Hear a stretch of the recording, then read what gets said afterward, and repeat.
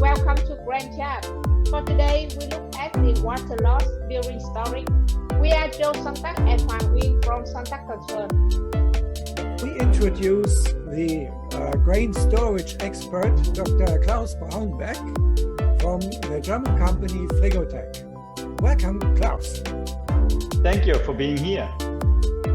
Dear Dr. Klaus, many of our customers ask why is the water content of a grain lower after storage in a silo, and what are the reasons of that?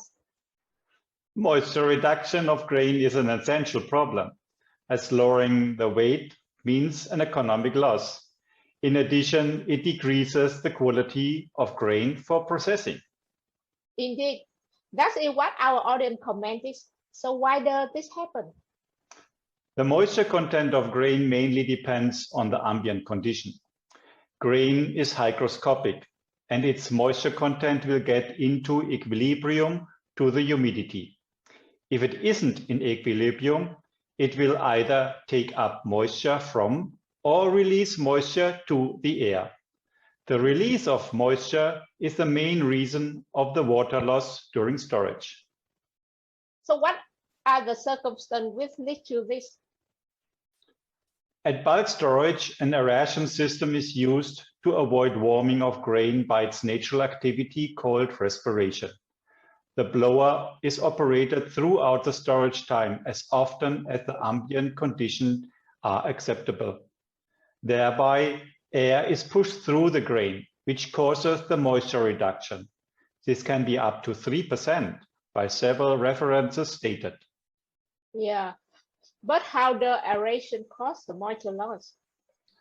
The air passes the grain, and it's usually warmed as grain is warmer than the air. Air decreases its humidity when heated, but lower humidity means loss of grain's moisture. The level of moisture reduction mainly depends on the operation time of the aeration system. So that's it clear now, and give another perspective to aeration which is commonly used. What is a solution to minimize or avoid the moisture loss? Simply said, use only air which won't cause drying of the grain, which is rarely available. In addition, one may plan the initial moisture content of grain before storage to cover the water loss, but this is extremely risky. Yeah, so that doesn't sound manageable. I agree. As ambient conditions are given and qualified air is anyway limited to perform aeration, storage of grain with a higher initial moisture content is critical, and water loss takes time, but spoilage of grain may take place ahead. On the other hand, to avoid aeration is not acceptable, as self-heating of grain bears a risk of fire. It seems to be a dilemma which can be solved using aeration. But is there any solution for this? The moisture loss comes by time, and storage up to 1 month and using aeration may be acceptable. Long-term storage would require either to condition the air to the right relative humidity or to limit operation time. Both can't be managed by aeration usually.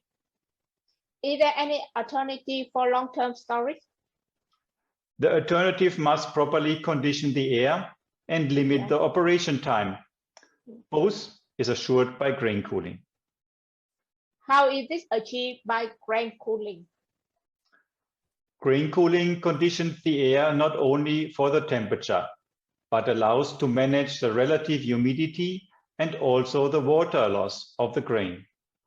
The operation time of grain cooling is short and limited to fast cooling to the target temperature.